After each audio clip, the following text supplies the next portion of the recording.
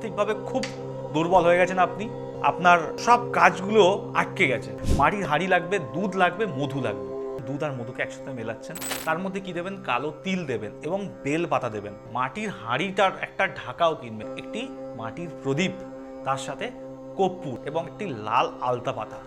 ঠিক যেদিনকে শিব চতুর্দশী সেদিনকে রাত্রিবেলা যে কোনো 3 মাথার মোড়ে এই দুধ মধু তার ঢাকনাটা দেবেন এবং বেলপাতা দেবেন, কালো তিল দেবেন, দিয়ে ঢাকনা দিয়ে দেবেন। তার উপরে এই যে মাটির প্রদীপটা জ্বালাবেন এবং কর্পূরটা দিয়ে প্রদীপটা জ্বালাবেন। রাস্তাতে যখন ফিরবেন পিছনে ফিরে তাকাবেন না, আসার সময় ওং নমঃ শিবায় মন্ত্র জপ করতে করতে বাড়ি ফিরবেন। বাড়িতে ফিরে 108 বার ওং নমঃ শিবায় মন্ত্র জপ করে শিবের মাথায় জল দিয়ে আপনি শুয়ে পড়তে পারেন বা জেগে থাকতে পারেন। ফেরার পথে মহাদেবকে স্মরণ করতে করতে আসবেন, আপনার সর্বস্ব দিয়ে তাকে জানানোর চেষ্টা করবেন যে আপনি কতটা প্রবলেমে আছেন, কতটা কষ্টে আছেন, তার থেকে আপনাকে বার করার জন্য তার কাছে সাহায্য চাইবেন।